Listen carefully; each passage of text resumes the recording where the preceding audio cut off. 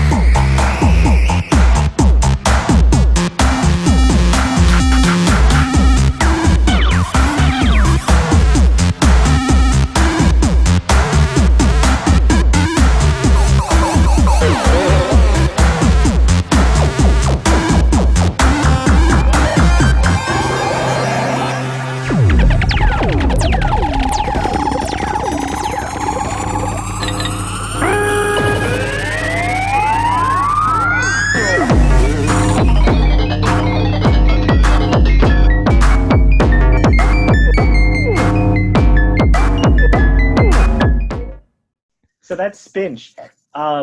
Obviously, an indie game coming out the beginning of, to date this episode, coming out at the beginning of next month, September 2020.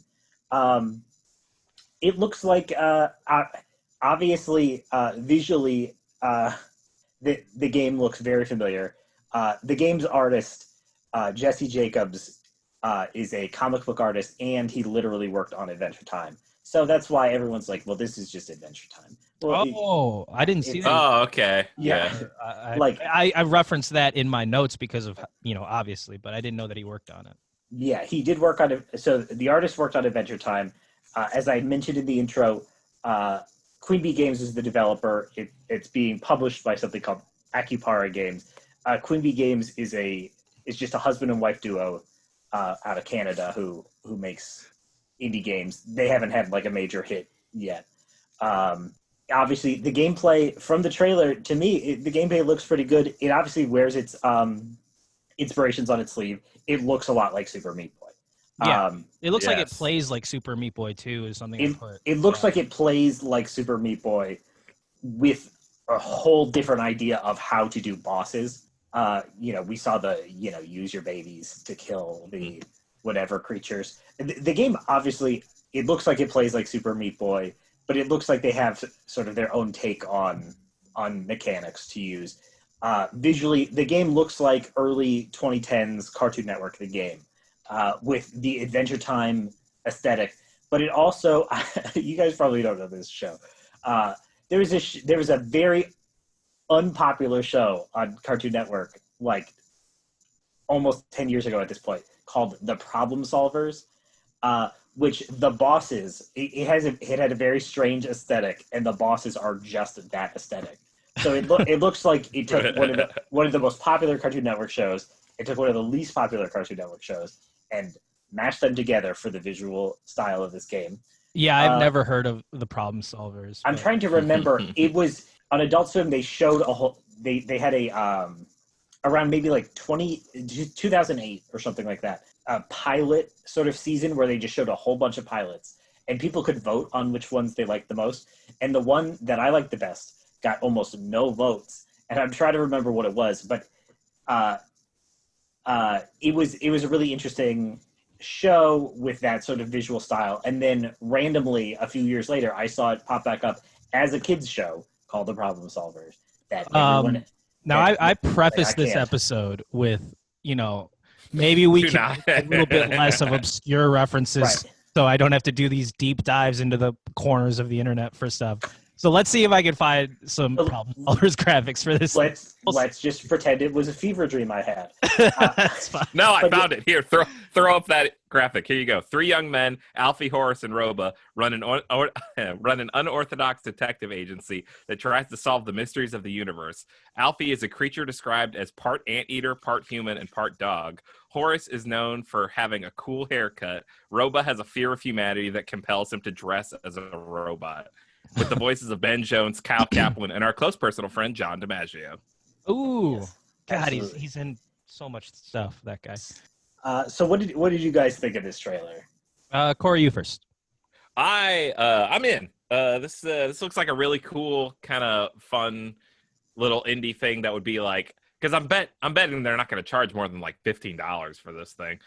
And it just looks like a fun way to like unwind. It doesn't look like something I have to super invest like a lot of thought and pressure into, which I feel like is where more and more of like big name games are going, like as we'll see with my trailer. So it's nice to see like a nice refreshing indie game every now and then. So all right, my first impressions of Spinch, I am not really that into it. It looks cool, rainbow, colorful, everything. I also mentioned in my notes about Adventure Time and also Midnight Gospel. I don't know if you guys had checked that out on Netflix yet, but that's the art in that reminded me of it. The very surreal, trippy, everything looks like an acid trip kind of art. And with the gameplay looking like Super Meat Boy, Super Meat Boy was a very fun game to me. And this looks kind of like that with a speed platformer kind of vibe to it. Those games are fun to me, but this looks like I might get sick of it after a while. It looks kind of pretty repetitive. Super Meat Boy, all of the levels were very contained, and they changed very quickly, so you can kind of keep trying different ways to beat a specific section of the level. But this is, I don't know, it looks like a little more drawn out. I might get sick of the it's kind of the same thing, like all of the enemies are rainbows and you're a white blob and you're trying to get the other white blobs, and I don't know, I feel like I would pick this game up, maybe play it for a while, but then maybe put it down is the whole thing. It looks like it can be fun though. It's one of those things that it could be, it really depends. A game like this, a trailer's going to tell you so much. It's really going to depend on how the controls feel. Yeah. So it could definitely go either way. And if the design is too much for the way the controls work, I can definitely see like it's hit or miss. Yeah. My one thing that I really did like though was in my research of this game, coming up across artists, James Kirkpatrick, who did the visuals, was the sound design, or not James Kirkpatrick, Jesse Jacobs did the visuals. James Kirkpatrick is who I'm trying to talk about here. Did the music and sound with this very like retro circuit bending thing that he does, and then looking further into him, he's kind of an all around artist, so he does sculptures, paintings, and what he does with sound is really cool though. I do have a clip of it's a 1 minute clip. If you guys want to watch it or not, I'll just throw it in the video if you don't. But what he is doing in this video, he has like these little sculptures that he's made, and they're all kind of connected to a circuit that is putting out the bleeps and bloops of the music that you hear in Spinch and in the trailer. And he has like little arcade joysticks that if you turn them a certain way, it plays a different melody or part into the song. And he could take parts of his sculpture and move them around, and it changes the circuit and changing the song, which I thought was really cool and a really interesting new way that I've never seen, music and art put together like that in such a physical way. And it's something I would want to see live in person if I ever got the chance. Do you guys want to check that out, or should I just put it in the video? Put it in the video. Put it in the video. Sounds good. All right. Put all of it in the while video. I'm talking or whatever, throw up the link. You'll see it. It's pretty cool. I'll put links to his work down below in the show notes too. I highly recommend checking his stuff out. So then what do we think about the game? Boom or bust? I mean, it sounds like we were pretty vocal about what we thought, but Matt, go ahead. Boom or bust? Yeah. There's really no middle ground. I assume Spinch is going to probably fly under a lot of people's radars. So I wouldn't necessarily say boom, but I think, I think based on just looking at this trailer, I think it has the potential of being like a hidden gem, if you will, like a personal boom, but probably it's not going to make a whole lot of waves. Yeah. I agree. I think it's probably going to bust. It looks like a cool game though, and a very cool concept. I definitely kudos to the artists that made this, and a development team that you said was just the husband and wife team, 2 people. I mean, that's tough doing a whole game with just 2 people. So kudos to them too. I'm not trying to rag on the game. I just don't see it coming out the gates. Being a boom. So, Corey? All right, now that Fernandez is done ragging on the game, I'm going to say, I say boom. This is going to be great. I think that Adventure Time fans are such a rabid, hungry group that once people make the jump that Jesse Jacobs is one of those artists, that they're just going to run out and pick this up just for the sake of saying, well, the guy who did the art on Adventure Time, he made this indie game, and so I think, I think boom. I think once the word gets out enough about this, it's going to do really well, and I salute Queen Bee for future doing well. All righty. Shots fired at a lot of people that I knew around 2014. All right, so let's get into the next trailer. This one is my pick. Now, a little, I got to preface this. So in the trailer itself, it is heavily featured the song Right Here, Right Now by Fatboy Slim, which is an amazing song. Go check it out. Check out the original trailer for this. Most likely we're going to get a copyright strike, so I am going to have to take out that portion of it. It doesn't really affect much of what you're going to be seeing. That's not the song. It's the Rockefeller Skank. No, what are you talking about? You're wrong. That's the trailer we said. Soul Brother. Yeah. Did I? You sent us the wrong trailer then. The trailer you sent to us had the Rockefeller Skank in it.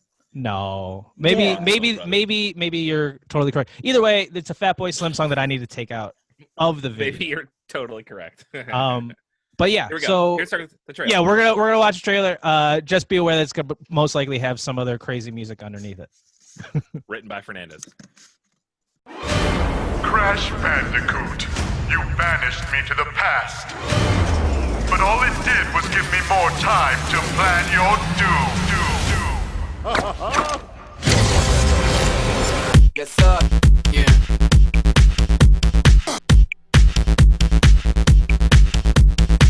Okay.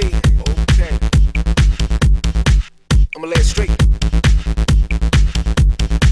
Yes, sir. Yeah.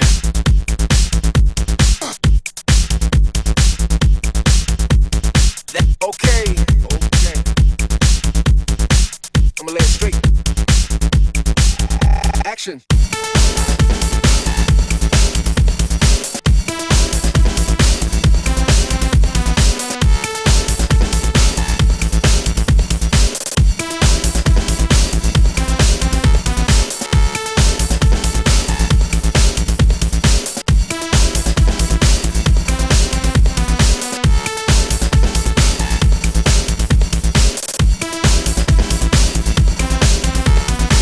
Yes, sir.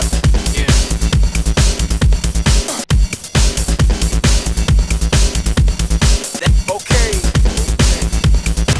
many times have you beaten this clown anyway? 3. Really? Only 3? Funny. Seemed like more.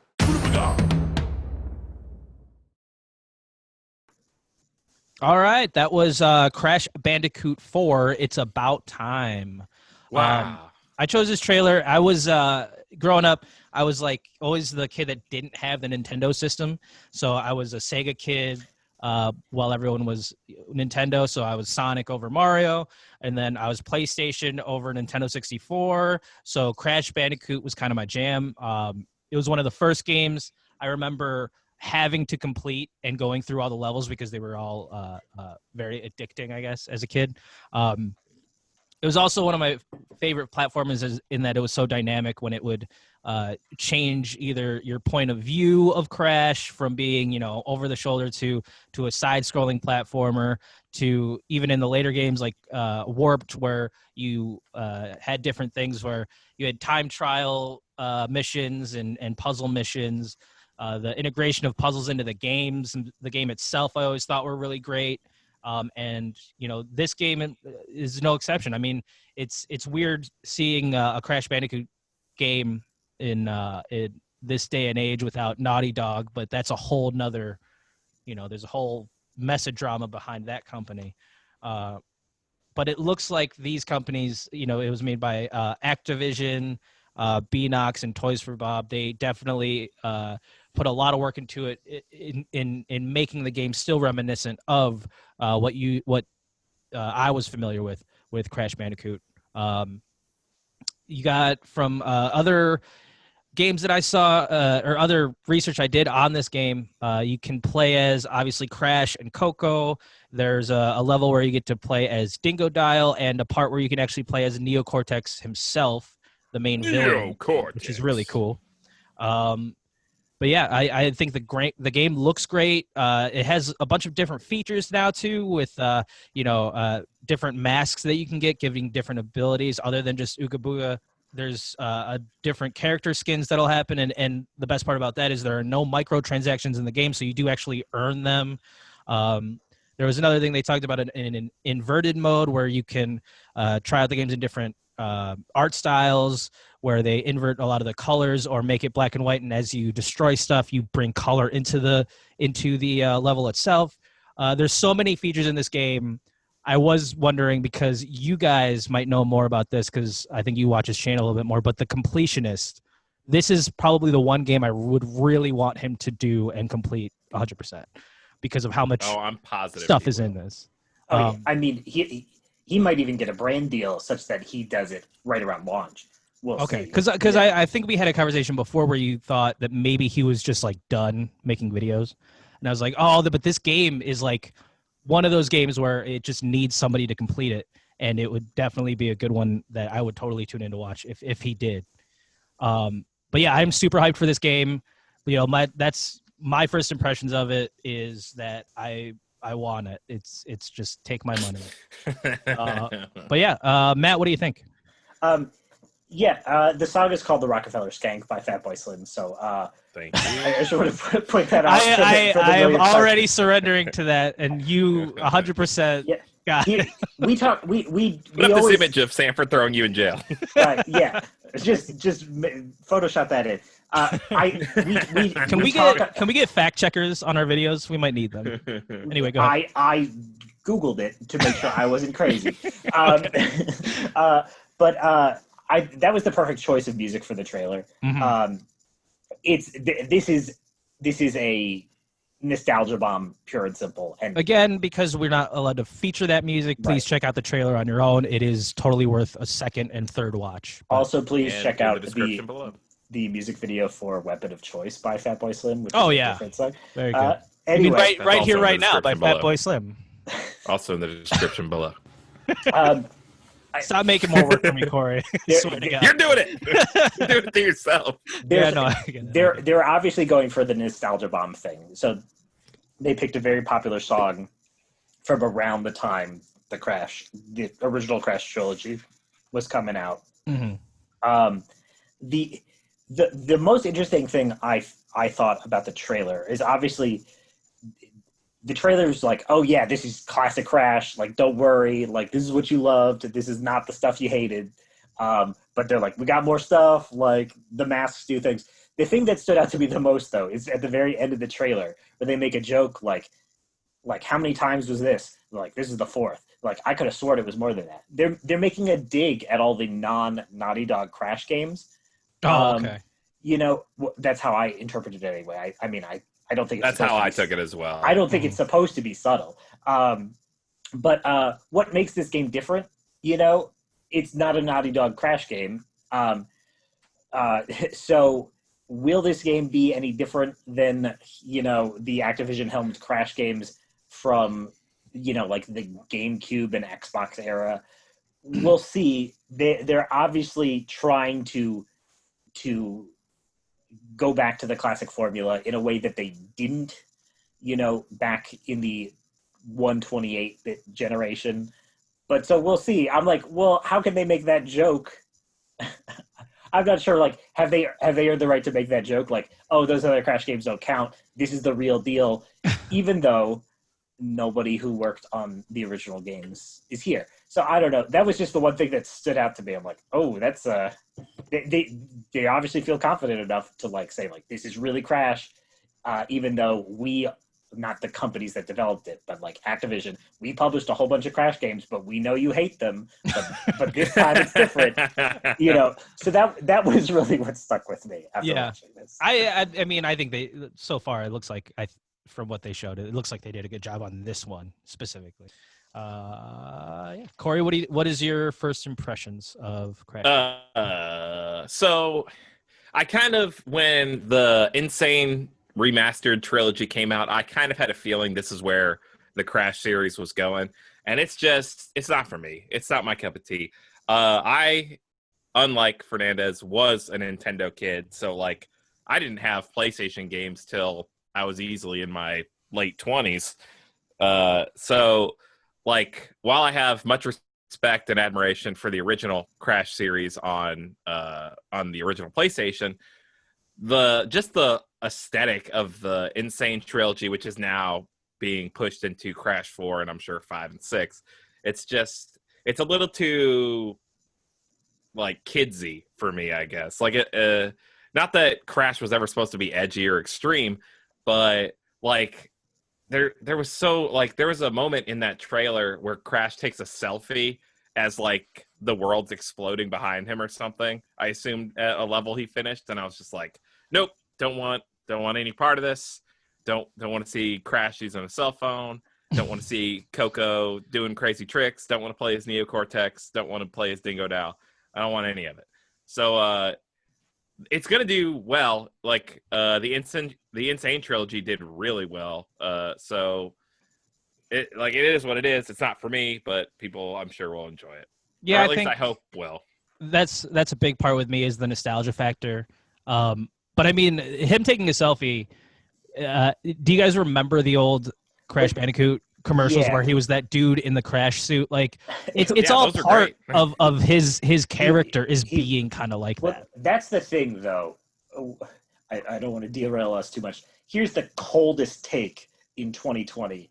Crash Bandicoot is a weird, dumb character. And I don't mean dumb as in like the character is a bad character. I mean dumb as in the character is supposed to be dumb. Yeah, he's not like a rocket scientist. Like, it's not part of his character. I remember, because I didn't have a PlayStation 1 either. I remember going over to a friend's house, and he's like, I got Crash Bandicoot 2, check it out.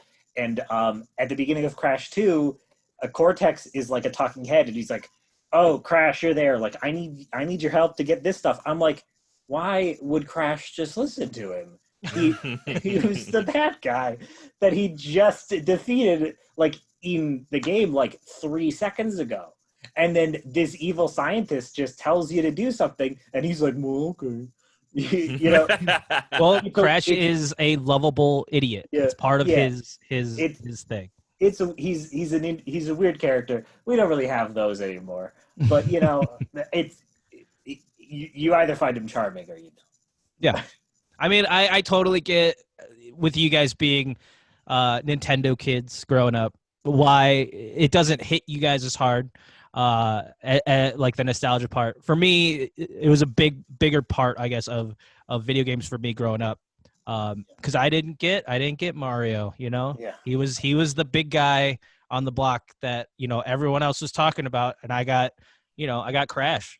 Yeah, you had Dave. I didn't get Yeah, to be no Mario player. The times I couldn't get it, couldn't have it. I had to settle for Sega and the Crash. And plays the Slim Jim guy in Dave Mirra. I liked playing as the Slim Jim guy. His stats were maxed. That's like, I'm just realizing that's the same ads. The Crash ads with the guy in the Crash suit and the Slim Jim guy, same ads. That's the same thing. I mean, Here those they are, ads side by side on screen. Those ads, no, that's dude. It's like side by how am I gonna side. find that? Well, I need to like find these things, but anyway. Don't. Yeah, I probably won't. But those Crash ads, like he was meant to be like an annoying character in the adverts for, like, he was always just annoying people. I always thought that was weird because as I said, the character in the games is dumb. The character in the ads was abrasive and not dumb. He was he was very supposed to be like a Bart Simpson. Right. This is a person playing Crash. Mm-hmm. This is a different sort of. It was strange, but I think it was. People loved those ads. So. Yeah. So my prediction for Crash Bandicoot 4, It's About Time, it will definitely be a boom, and I'm looking forward to that boom. I don't know if you guys can really say this will be a bust. I think it'll be a boom, whether or not you're looking forward to that boom. Corey, go ahead. I'm just gonna say bust, just so you have to throw up my angry face. Oh, I'm not gonna do it now. I'm gonna blur it out. Personally, bust. I don't want anything to do with it. I don't care how much it sells. I don't care how well it does. Bust. All right. Matt. I'm not gonna play it, to be honest with you, but boom. I think they're probably going the right direction, and I think it'll pay off for them and for a lot of people. So boom. Cool. I'm interested to see how this hype train ending is going to play out with Corey's very strong opinions about Crash and all these games. So that's just his brand. Yeah, I get it. That's his brand. So, Corey, let's hear more of your brand. Hypetrain. This next game trailer is one that you picked. I'm going to have to try to set up here. So, Corey, you go ahead and intro this one for me. All right. Since Fernandez has to set up, I'm going to read the synopsis that I was going to read afterwards. But wait, don't do that. Hold on. No, do exactly. Here we go. No, wait, Marvel's Avengers. Don't do it. Don't do a synopsis. Oh, look, there's the trailer. Here we go.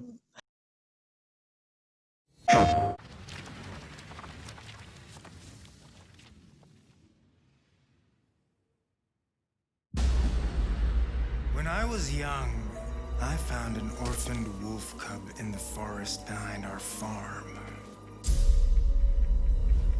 I felt if I could instill rules, the proper boundaries, I could harness the raw power of that beast. A few months later, while hunting, the adolescent cub turned on me. We're fixing the damage the Avengers did all those years ago. Inhumans are sick. Unlimited power, that's dangerous. It's lethal. You are lucky to be alive. Come on, Kamala. Let AIM help you. I'll take my chances. What if the Avengers were set up? I think you should see for yourself. Couldn't Mr. Stark help us with this? Hi, I'm sorry. Who are you? Kamala? This better be good. He totally locked Cap in the reactor room and then he tried to jack the Chimera. Son of a... Have you all completely lost your senses? What? Where were you while the world went to hell? This is our fault. All of ours. You really think the world is better without us? Yes. See, that's always been your problem. Running from who you are, what you are. I am warning you. This is exactly what Tarleton wants!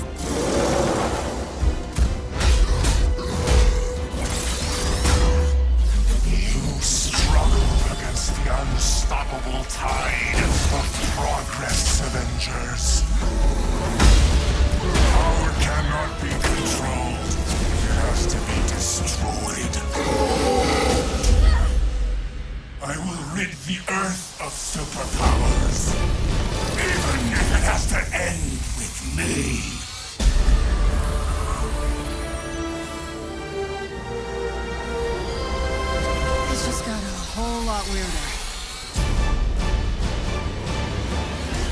Dun, All dun, right. dun, dun, dun, dun, dun.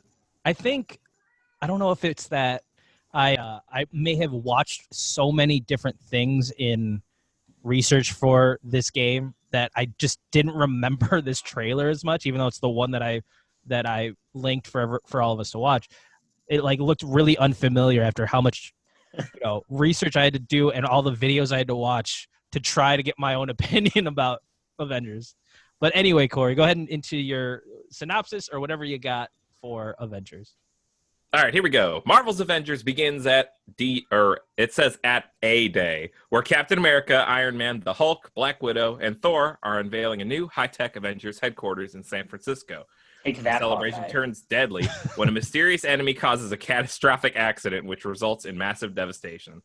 Blamed for the tragedy, the Avengers disband. 5 years later, with all superheroes outlawed and the world in peril, a sprawling adventure ignites when a determined young woman named Kamala Khan sets out to reassemble and rebuild the Avengers to stop the unchecked power of the new secretive force known as AIM. Marvel's Avengers continues the epic journey with new heroes and new narrative delivered on an ongoing basis, but for the definitive Avengers gaming experience. That's what I got. Okay. Oh, also, what'd you think? my notes about just how awful everything leading up to this game coming out has been. Oh yeah, I was wondering how far we're gonna dive into that, which is why like researching this game took longer than the other ones. Just with how much, but like the beta is out for this game, or has been for a little while now. Yeah. So there's so many things like people pouring out their opinions on this, that, and the other thing, and I'm kind of just catching up to it. I mean, I heard about the game. I didn't really look into it because, this is one of the just big games that's coming out. I just figured when it comes out, I'll check it. I'll play it and whatever because it's, I'm a Marvel fan. I mean, I don't need to hear what anyone else thinks because I have my own opinions. But since we picked it for the show, I had to like dive into everyone's opinions on, the exclusives and all this other stuff. So Corey, if you want to dive into that, go ahead. Or if you want to just do your opinions, first impressions of, I guess, this trailer. Which there's a million trailers of it. Sorry. This is the MODOK introduction version or whatever. Yeah, you're not wrong. There are a billion trailers that make this game seem like it could be a billion different things. Like, because with this one we just watched, it was so jarring from everything else we've seen because it A, put Kamala right in the spotlight, as well as B, introduced MODOK, because he hadn't really been shown much until this point. I also think it's safe to say that even like 4 years ago, Sanford can correct me or slap me down, but when a beta used to come out, you expected it to kind of be, buggy and glitchy and not finished because it was just the test run. It was so customers could give feedback to the company being like, hey, maybe fix this. This looks a little off. That shouldn't be like that. But with the time frame we live in now, beta basically means or is interpreted among the public as, here's our finished game, but if you have any suggestions, let us know. And we'll tweak it before we release, or we'll make some patches and tweak it before we release the final version. You're not wrong, Corey. I would say those types of betas are far more common now. There's different reasons a company might use a beta for a video game, but generally speaking, I think because of, and this was several years ago, we're talking like 2010 or something like that, 2009 or 2010. I think the meme level of bugs in the Battlefield 3 beta really did really change the way that the AAA industry does game betas. Most companies do not want to go out with a big beta like that now and to show their product in such a state. Now betas are just another part of the hey, you want to pre-order this game so you can play the beta, and the betas are showing us the game at a far more close to release state than they used to.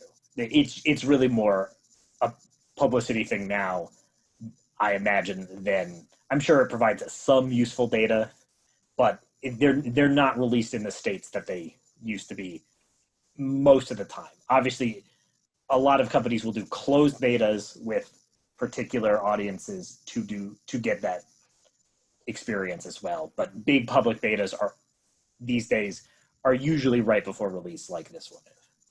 Yeah. Yeah. Well, so, and that's the other hand of that coin is that, or the other side of that coin is that 99% of the reviews and talk I've seen about the beta are like just trash it like it was just the worst thing they've ever played.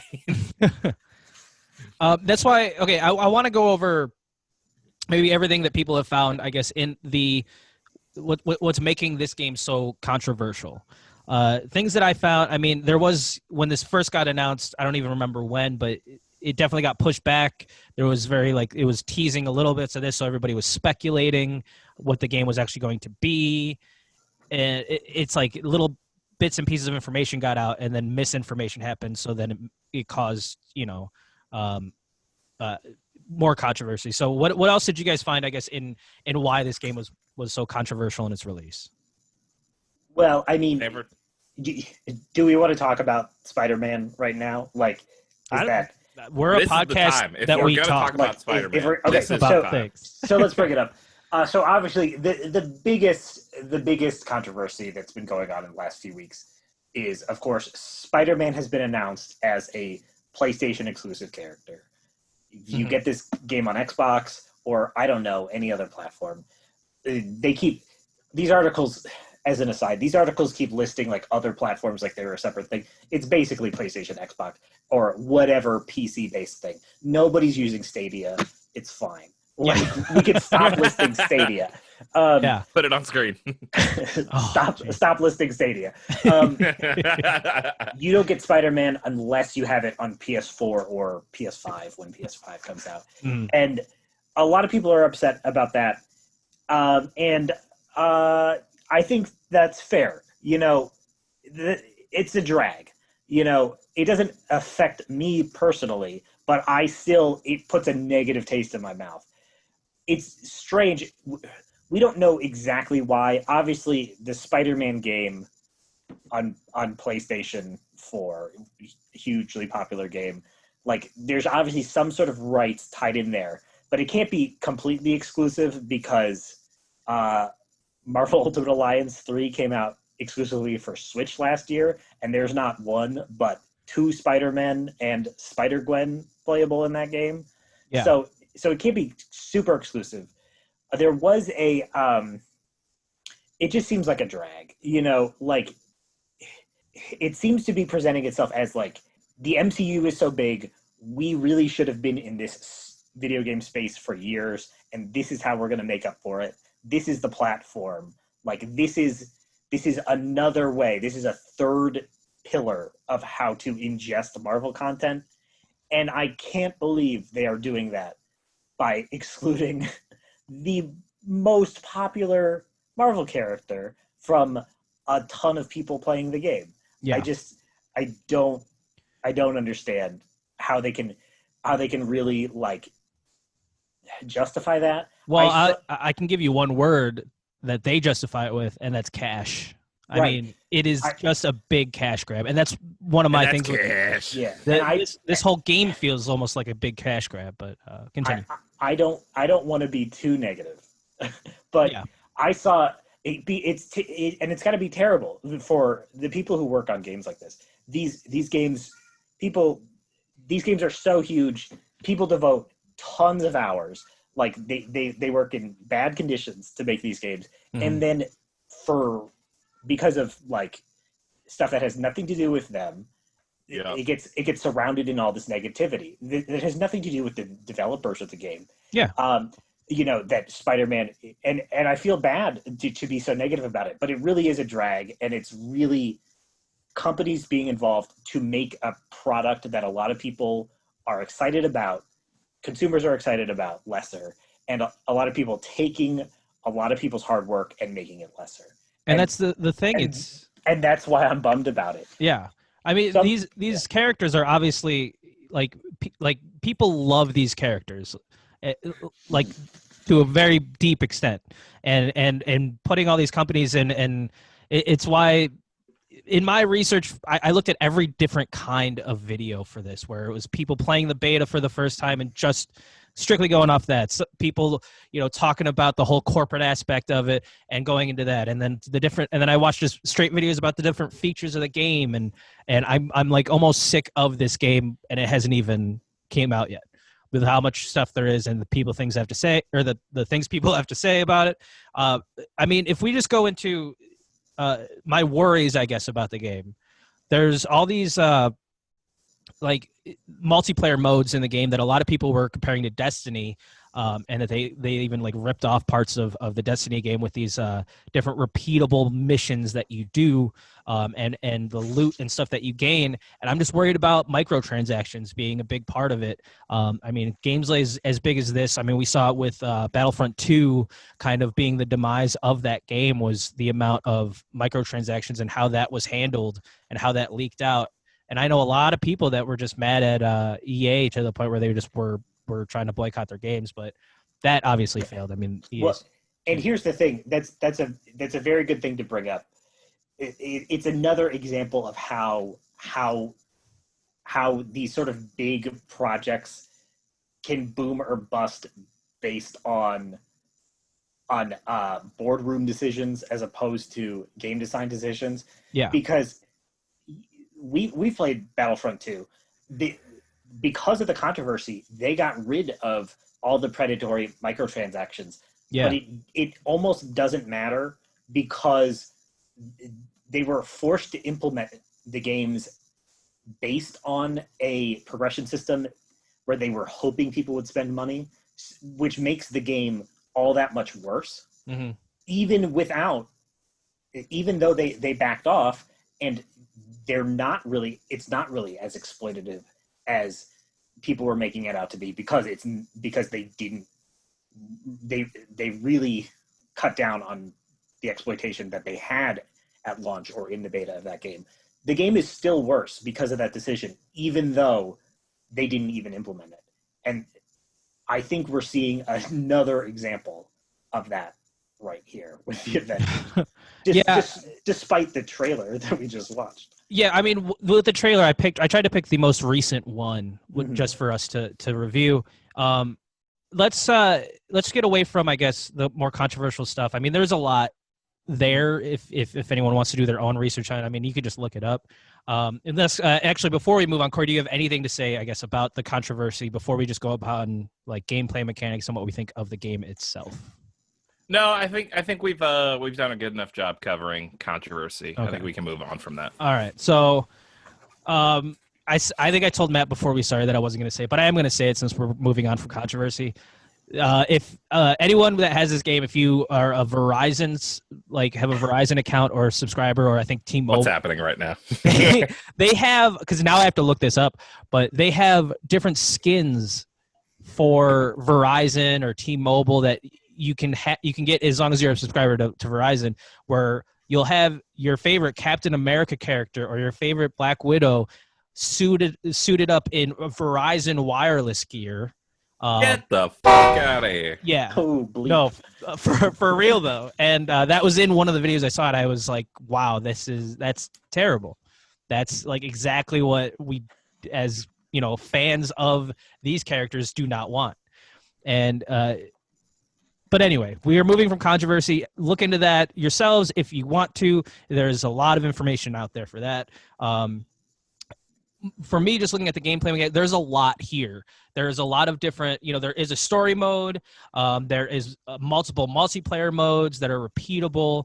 And it looks like there's a lot of work put into that. There's a drop zone mode and war zone mode. Those are the modes that people are comparing to Destiny, where you get different loot, you get different ways to upgrade your characters. You can play the multiplayer modes in any of the modes with your friends or by yourself, and you get AI. The cool thing about that is that your AI characters will be characters that you leveled up in game. So you want to play as every character, level them up so you can have them play with you if you're playing solo. It has, pretty standard like skill trees for each character, from different stuff that I saw. The characters obviously have different powers, so they needed to kind of balance how each character plays, and some are a little better than others. I'm hoping that the story mode isn't lacking because of how much focus they wanted to do on these replayable multiplayer Destiny type modes. My first impressions of it is it's a big game. It has a bunch of stuff that I like. It has superheroes. It has the Marvel universe. It has Kamala Khan, which, she's we're hearing her going into the films too in the MCU, which, this is a great introduction to her. But yeah, I'm pretty hyped for it. Corey, what do you think about the game? So what confuses me the most that they haven't like really shown or highlighted is this the trailers all show this is a very like story heavy game. Like they want you to get invested. They want this to be cinematic. So I don't understand how, because they also keep toting all your favorite heroes are going to be here, play as all your favorite characters. I just don't see how well that's going to blend in and out of like cinematics and that's the whole thing, and story mode and stuff. It's why I'm worried about it, is because it's most likely not going to be that way. It's most likely you're going to have to pay, or whatever in currency. This is also just my worry about the microtransaction thing, is like there's going to be an in currency game or in-game currency that you have to buy to get the new characters, and then you can only play with them on these, the multiplayer modes that are replayable missions like in Destiny. That's the thing. Like, I don't want to shell out money to be, I don't know, let's say Moon Knight, and then it's like, well, you can't play as him in story mode. That's just for online, and that's like, well, that's not what I want this game for. Yeah. Sorry. That's my big worry about it. And my one thing I put in the notes at the end was like, this is definitely not Ultimate Alliance. Why don't they just make another Ultimate Alliance game? Because those are awesome. So yeah, that was my thing, is that it's like they're touting all these heroes, and the version of Avengers you get that I put down was you're only getting Captain America, Iron Man, Hulk, Thor, and Black Widow. Like that's all that we've seen. And then there's talk of Spider-Man, and then Kamala Khan. So it's like it's not like the Avengers with everyone. Go ahead.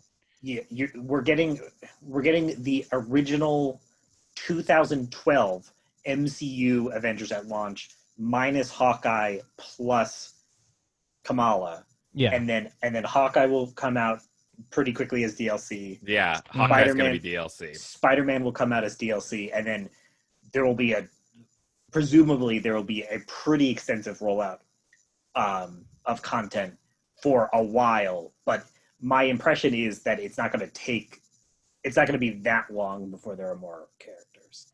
Yeah, it kind of feels like they're going to go the Smash route, where it's like, if you just buy this $40 pass, then when these next 10 characters come out, you can just download them right away, and you're ready to smash them up and bash them up with your favorite hero.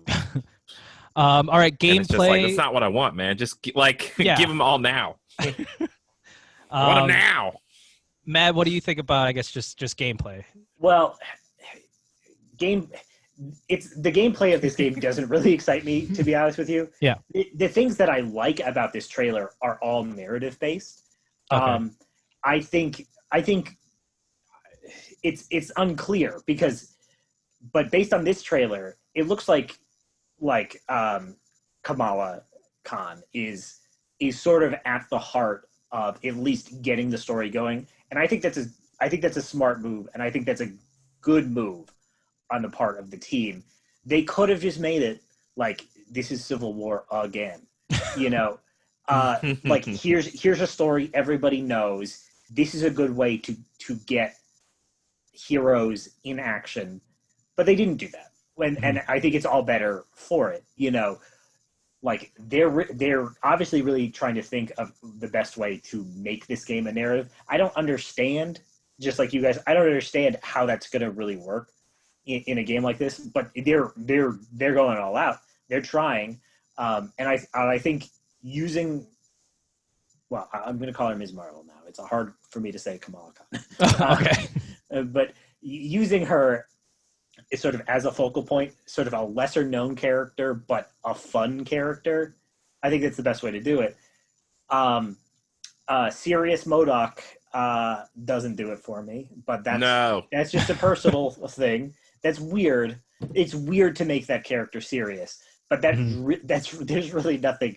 That's really nothing about the trailer. That's really just my own personal thing. It's weird that MODOK is serious now. But other than that, the narrative seems interesting. They're not resting on their laurels. Well, it's not really their laurels. They're not resting on Marvel's laurels. They're not playing it safe, basically. Yeah. And I think that's from a narrative perspective. And that's what I liked about the trailer. To tag on to that, I adore Kamala Khan as new Miss Marvel, and she's fantastic. Her story is so unique and fun, and she's just an Inhuman trying to find her role in an already superhero heavy society. So if this game messes up what essentially will be her debut in this new platform, I will lose my mind. Like Corey will write an scream angry from the rooftops about how. Yeah. I think Matt's right. The from the trailer, it looks like they're doing a good job though with her introduction, and she supposedly, I guess, plays the role of bringing the Avengers back together after whatever happens on A-Day. From your synopsis, Corey, that you read. So she's definitely gonna be responsible for kind of bringing all of the characters back together in the game. It seems, but who knows? They could, hopefully they don't screw it up. Just for their sakes, I wouldn't want to get an angry letter from Corey. You would. Guess what? I use all different sizes of fonts, all different styles. It's a mess to read. You get wing a headache. dings. Yeah. All right. So boom or bust. Let's go around the table here. Corey, you first. As much as I want this game to succeed, I just don't see it succeeding. So I'm gonna say bust. I think it'll sell fine, but I think the damage is already done within the community. So unless it's like real last second, they're gonna be like, just kidding, everyone gets Spider-Man, and we're gonna give you Hawkeye for free. I just think the damage is done. You know. I think everyone's made their minds up whether or not they're getting this at this point. So I say bust. Alrighty. Matt, how about you? I don't think... I'm also going to say bust. That doesn't really mean I think the game is going to do poorly, but I feel like there... It's just all this negativity surrounding the game. It's just too much, So bust. All right. I think I have to say bust in because of my own. This is our show and it's the hype train, and we're all not as hyped about this anymore. Even when I tried to convert away from the controversy stuff, it's still crept back in because of just how controversial all these decisions in the game have made, even just on us talking about it. It's gonna probably do well and sell either way, no matter what.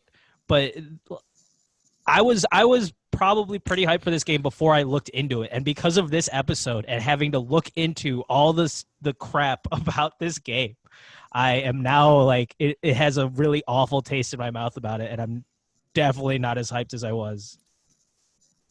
So that's it. We have officially done and reviewed the 3 trailers here. We have Spinch, Crash Bandicoot 4, It's About Time, and Marvel Avengers. So it is that time now. It is the golden ticket time, and I think this one's a little harder of a choice than we've done before. So Matt, let's start with you with golden ticket. I'm going to give ideologically my choices are completely ideological. I'm giving this week. I'm giving my golden ticket to Spinch because it is the trailer that made me feel good. And I'm really just not going to get into it any more than that. Okay, that's totally fine. That's totally fine. Corey, we'll do you last because I feel like you have opinions about your golden ticket. Mine is going to Crash. It was if we're going off feel good, that trailer looked super fun, made me feel really good, made me feel like a kid again, and the game itself looks awesome.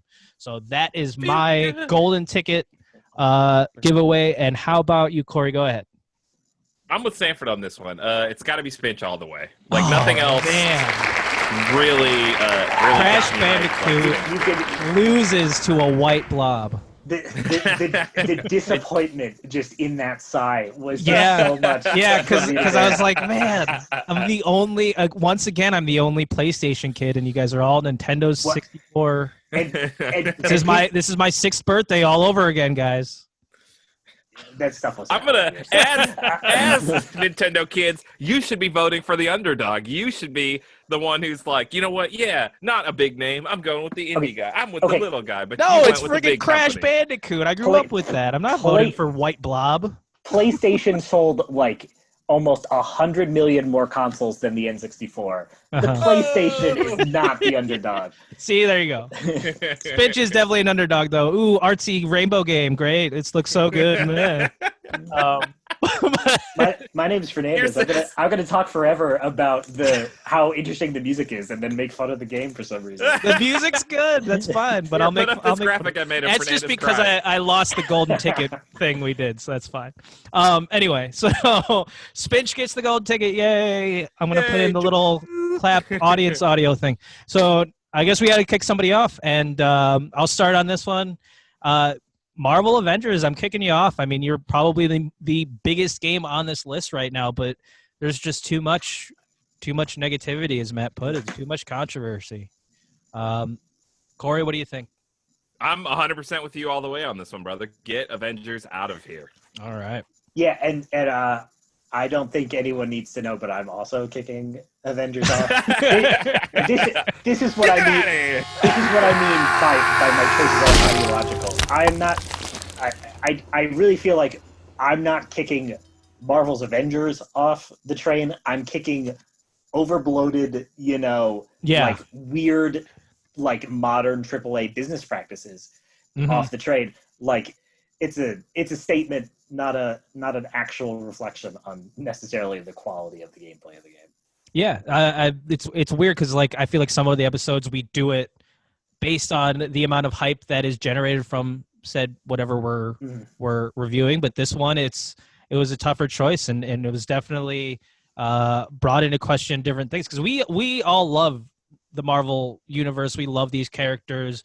I want to have fun playing with these characters, but the companies brought into and what they did to this game is just it makes it not fun, and that's the whole point of a video game is to have fun, right? Yeah. One of the main developers, I didn't want to bring this up. One of the main developers, but I'm going to because it's relevant. Okay. One of the main developers are Wait, are we talking about Spinch? No, of Avengers. We're not talking about Spinch. Wait, is this game that's Spinch not out again? is this more Spinch stuff? Yeah. No. Bloop, bleep. Zip zap.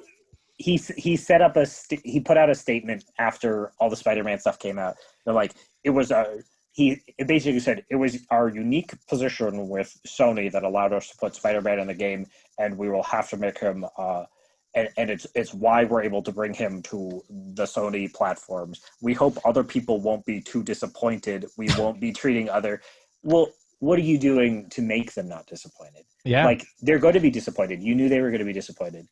Yeah, I'm blaming Sony for a lot of that. It's 100%. All of that. It was a nothing statement. It's like we did this because we had the opportunity to do it, so we did it. We hope you're not too disappointed. With exclusive characters, you knew they were going to be. What was that fighting game that had like Darth Vader? Yeah, Soul Calibur. So like different platforms had a different character. That was exactly what I was thinking for now. Yeah, like you could like people had Darth Vader, some people had Yoda, and I'm like, that's fine. You get something for whatever you have. Right. That's an equitable situation. Mm-hmm. In Soul Calibur 2, it wasn't fully equitable because like GameCube got Link, but Xbox had Spawn and PlayStation 2 had Heihachi. But still, theoretically, everybody gets something. This is just cutting a piece out of a game. Yeah, this is just Sony and saying here's your 7/8 of a pizza, Xbox owners. And, there you go. Oh man. All right, it looks like we made our decisions. We kicked some people off. We gave a golden ticket to a game, and then we've learned a lot. We talked about, I think, a lot of different of our views on AAA games and the things that go into them. But I think it's time. Corey, take us home. Hey guys, you hear that sound? That's us pulling into See You Next Time station. And for the whole group, I'd just like to say thanks so much for riding with us. We always love having passengers for the ride, and we're so thankful that you gave us a listen. And if you're feeling so inclined, why don't you drop a like? Why don't you comment on the video? Let us know what your favorite trailer was. And if you're really feeling it, why don't you subscribe? We'd love to let you know every time we drop a new ride on this terrible platform that we're on. And while Fernandez wasn't really feeling the golden ticket winner, I think we all should give a shout out to Spinch for just being so darn adorable and great, and everyone's gonna love it. And guys, it's crazy out there, so remember to take care of yourself. And for the hashtag Hype Train, I'm Corey. I'm Mike. I'm Matt. And we will see you next time. Yeah, that's how it's done. Yeah, I might cut out that part about Spinch.